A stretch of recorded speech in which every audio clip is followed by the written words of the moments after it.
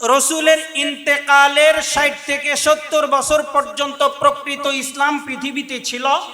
৬০ থেকে ৭০ বছর পরেই ইসলাম বিকৃত হয়ে গেছে। এরপরে যেই ধর্ম ইসলাম হিসেবে বর্তমান বিশ্বে প্রচলিত আছে, এটা হলো বিকৃত ধর্ম। এটা হলো বায়াজিদ খান পন্নী সাহেবের বক্তব্য।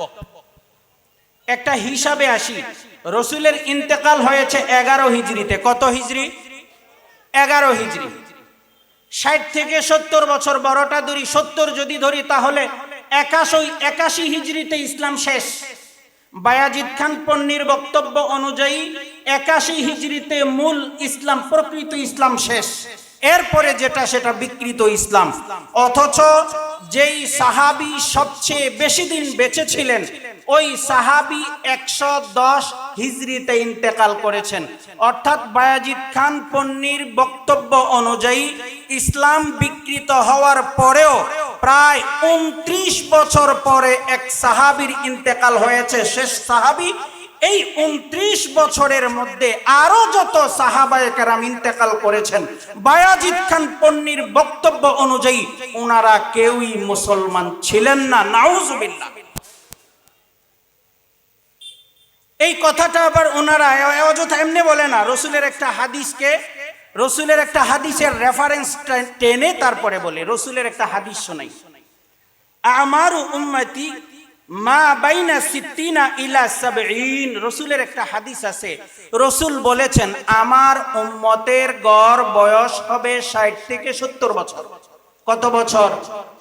৬০ থেকে ৭০ বছর। রসুল বলেছেন উম্মতি মুহাম্মদীর গড় বয়স হবে ৬০ থেকে ৭০ বছর। দেখবেন কেউ ৫০ বছরে মারা যায়, আবার কেউ ৭০ বছরে, কেউ ৮০ বছরে, কেউ ১০০ বছরে। কিন্তু উম্মতি মুহাম্মদীর ব্যক্তিগত বয়স যদি গড় করেন, তাহলে দেখবেন ৬০ থেকে ৭০-এর ভিতরেই থাকে। রসুল বলেছেন উম্মতে মুহাম্মদীর, আমার উম্মতের গড় বয়স, ব্যক্তিগত বয়স হলো ৬০ থেকে ৭০ বছর। আর বিরিখুর বায়াজিদ খান পন্নী বুঝে নিয়েছেন, উনি উনার ধর্মের বয়স বলেছেন। রসুল বলেছেন আমার উম্মতের ব্যক্তিগত বয়সের কথা, আর উনি বুঝে নিয়েছেন যে এটা হইল রসুলের ধর্মের বয়স। উনি বলে দিলেন যে এই ৬০ থেকে ৭০ বছর পরে সব বিকৃত হয়ে গেছে, এরপর আর প্রকৃত ইসলাম নাই। এই প্রকৃত ইসলামটা আবার ফিরে আসছে কখন? ওনার আরেকটা বইয়ের রেফারেন্স দিই। বইয়ের নাম হলো আল্লাহর মুজিজা হিজবুত তৌহিদের বিজয় ঘোষণা। এটা হিজবুত তৌহিদের বই, ওনাদের রচিত, ওনাদের কুতুবখানা থেকে, প্রকাশনা থেকে বের হওয়া। ৯ নম্বর পৃষ্ঠার মধ্যে ওনার বক্তব্য আমি পড়ে শোনাচ্ছি, আপনারা একটু মনোযোগ সহকারে শুনেন। আল্লাহর রসুলের বিদায় নেয়ার ১৪০০ বছর পার হয়ে গেছে। এই দীর্ঘ সময়ে তার প্রকৃত ইসলাম বিকৃত হতে হতে এখন আর বিকৃত কঙ্কালটি ছাড়া কিছুই অবশিষ্ট নেই। এটা হলো বায়াজিদ খান পন্নীর বক্তব্য। অর্থাৎ বিকৃত হতে হতে কঙ্কাল ছাড়া আর কিচ্ছু নাই। এমন সময় আল্লাহর রহমে এ জামানার ইমাম জনাব মোহাম্মদ বায়াজিদ খান পন্নী আবার সেই হারিয়ে যাওয়া ইসলাম বুঝতে পেরেছেন। আমাদের ইমাম বলেছেন বর্তমান সারা দুনিয়ায় ইসলাম হিসেবে যে ধর্মটি চালু আছে, সেটি আসলে আল্লাহর দেয়া প্রকৃত ইসলাম নয়, বরং প্রকৃত ইসলামের সম্পূর্ণ বিপরীত। তার এই বক্তব্য দ্বারা বর্তমানে হিজবুত তৌহিদের অনুসারী ছাড়া যত মুসলমান দুনিয়াতে আসে, যত ২০০ কোটির অধিক মুসলমান, সকল মুসলমান কাফের। হিজবুত তৌহিদের এই বক্তব্য অনুযায়ী বর্তমান বিশ্বে প্রচলিত যে মুসলমান, সকল মুসলমান প্রকৃত মুসলিম নয়। প্রকৃত ইসলাম কি, তাও তিনি মানব জাতির সামনে পেশ করেছেন। এখন প্রশ্ন হলো তার এ কথা সত্য না মিথ্যা? আমরা কি করে বুঝবো? বর্তমানে চালু থাকা হাজার হাজার ইসলামী মতবাদের ভিড়ে তারটাই যে সত্য, সে ব্যাপারে কি করে নিঃসন্দেহ হব? একমাত্র পথ, আল্লাহর যদি পূর্বের মতো কোনো মুজিজা ঘটিয়ে জানিয়ে দেন, সেক্ষেত্রেই আমরা তা বুঝতে পারবো। তাই গত 2রা ফেব্রুয়ারি 2008 তারিখে হিজবুত তৌহিদ ও তার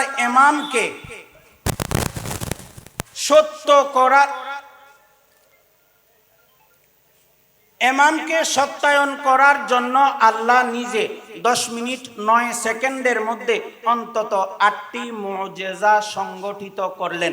আপনারা বলেন তো মুজিজা কার হয়? একমাত্র নবী রাসূলদের মুজিজা হয়। মুজিজা কোন জিনিসের নাম? এমন অলৌকিক কিছু ঘটনা যেটা কিয়ামত পর্যন্ত আর কারোর দ্বারা ঘটা সম্ভব না। যেমন হযরত মুসা আলাইহিস সালাম হাত থেকে লাঠি ছেড়ে দিয়েছেন, হয়ে গেছে সাপ, এই পর্যন্ত আর কারোর এই ঘটনা ঘটেছে? মুসা আলাইহিস সালাম সাগরের মধ্যে আঘাত করেছেন, 12টা প্রস্রবণ তৈরি হয়ে গিয়েছে। এখন কি আর এগুলো হয়েছে? আর সম্ভব কখনো? রসুলের অসংখ্য মুজিজা ছিল। কোরআন রসুলের মুজিজা, হাত দ্বারা ইশারা করেছেন, চাঁদ দ্বিখণ্ডিত হয়েছেন, রসুলের সামনে গুইসাপ কথা বলেছেন, রসুলকে গাছ ইত্যাদি এসে সালাম ঠুকেছেন। এগুলো হলো রসুলের মুজিজা। আর বায়াজিদ খান পন্নীর কয়েকটা মুজিজার মধ্যে 2টা মুজিজা বলি, আপনারা শুনেন। যাত্রাবাড়িতে ইমাম সাহেব বক্তব্য রাখতেছেন। ইমামে বক্তব্য রাখার কিছুক্ষণ আগে মাইকটা একটু ঝামেলা যুক্ত ছিল, গ্যার গ্যার আওয়াজ হইতো, কিন্তু ওনার বয়ান শুরু করার পর মাইকটা সঠিক হয়ে গেছে, স্পষ্ট আওয়াজ শুরু হয়েছে এবং তাদের কাছে মনে হয়েছে খুব শক্ত আওয়াজে উনি বক্তব্য আরম্ভ করছেন। এটা হলো 1 নাম্বার মুজিজা। ভাই আমার কথা না, বায়াজিদ খান পন্নীর রচিত যে বইয়ের নাম বলেছি, বইটার নাম হলো আল্লাহর মুজিজা হিজবুত তৌহিদের বিজয় ঘোষণা। এই বই থেকে পড়ে শোনাচ্ছি আপনাদেরকে। দ্বিতীয় মুজিজা, অর্থাৎ এখন আমাদের অনেকের মুজিজা এরকম তাহলে ঘটতেছে, যেমন আমরা অনেক সময় কথা বলি, গের গের আওয়াজ হয়, কিন্তু মাইকের মধ্যে স্পষ্ট কথা বলা শুরু হইলে হঠাৎ মাইক ভালো হয়। এমনকি আমাদের ক্ষেত্রেও ঘটে না? আমরা কি এটাকে মুজিজা বলতে পারি? মুজিজা হয় একমাত্র নবী এবং রাসূলের। মুজিজা বলার মাধ্যমে প্রকারান্তরে বরং এই বায়াজিদ খান পন্নী নিজেকে নবী দাবি করার অপচেষ্টা করেছে। কারণ নবী রাসূল ছাড়া কারোর মুজিজা হয় না, হলে কারামত হতে পারে। আরেকটা মুজিজা, 2 নাম্বার মুজিজা বলেছেন, ইমামের বক্তব্যের আগে মাইকের যে অস্পষ্ট আওয়াজ ছিল, এই আওয়াজটা সঠিক যখন হয়ে গিয়েছে, হওয়ার পরে প্রত্যেকেই মনে করেছে একেবারে ওনার ভিতর থেকে কথা আমাদের ভিতরে সিনা বসিনা চলে আসতেছে। এই যে ছোটখাটো কয়েকটা এই যে কথাগুলো বলা হয়েছে, আপনাদের কাছে কি মনে হয় এটা মুজিজা হতে পারে? এরকম মুজিজা তো আমাদের দেশের শিল্পীদের অসংখ্য বার ঘটে। কথা বলতেছে অস্পষ্ট, কিন্তু গান শুরু করছে স্পষ্ট হয়ে গেছে। মাইক সাউন্ড সিস্টেমের ঝামেলা থাকতে পারে, সাউন্ড সিস্টেম ভালো হয়ে গেছে, এটা কি মুজিজা হতে পারে? সুতরাং ভাই, আমাদের দেশে বায়াজিদ খান পন্নীর যে প্রতিষ্ঠিত হিজবুত তৌহিদ আছে, এরা পর্দা মানে না। নামাজকে বলা হয় নামাজ জিহাদের জন্য, নামাজ জিহাদ আছে, নামাজ আছে, জিহাদ নাই, নামাজের কোনো প্রয়োজন নাই। নাউযুবিল্লাহ। অথচ কাদ আফলাহাল মুমিনুন, পরিষ্কার আল্লাহর ঘোষণা।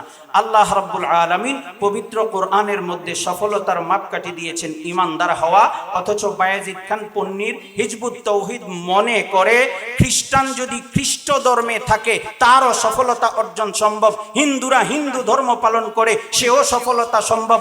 অথচ আমাদের কিছুক্ষণ আগে বক্তা বলে গিয়েছেন কোরআনের আয়াত, ইন্নাদ দীনা ইনদাল্লাহিল ইসলাম, পৃথিবীতে একমাত্র মনোনীত ধর্ম ইসলাম। ইসলাম ছাড়া অন্য কোন ধর্ম আল্লাহর কাছে গ্রহণযোগ্য নয়, গ্রহণযোগ্য নয়, গ্রহণযোগ্য নয়। আমাদের অতিথি আরেকটা কথা বলেছেন, অ্যাপেক্স কে নকল করতে হলে অ্যাপেক্স লিখে না, লিখে অ্যাপক্স। দেখেন নাই আপনারা? ইসলামকে নকল করতে ওনারা লিখেছেন ইসলাম।